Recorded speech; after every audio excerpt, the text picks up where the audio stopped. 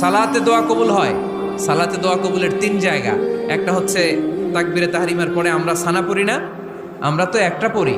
আল্লাহর হাবিব সুন্নাহ এবং নফল নামাজে আরো পড়তেন সানা, ওই দোয়া কবুল হয়। 2 নম্বর জায়গা সালাতে সেজদায় পড়ে দোয়া করলে কবুল হয়। আকরাবু মা ইয়াকুনুল আবদু মির রাব্বিহি ওয়া হুয়া সাজিদ ফাকসিরু ফীহি দুআ। বান্দা যখন সেজদায় লুটিয়ে পড়ে বান্দা আল্লাহর সবচেয়ে কাছে চলে যায়।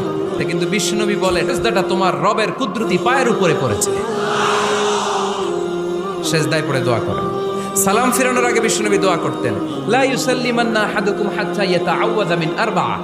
আল্লাহর হাবিব বললেন 4 জিনিস থেকে পানাহ না আছে আমার কোন উম্মত যেন সালাম না ফিরায়। তারা যেন পড়ে আল্লাহুম্মা ইন্নী আউযু বিকা মিন আযাবিল কবর, আউযু বিকা মিন আযাবি জাহান্নাম, আউযু বিকা মিন ফিতনাতিল মাহইয়া ওয়াল মামাত, আউযু বিকা মিন ফিতনাতিল মাসিহিদ দাজ্জাল।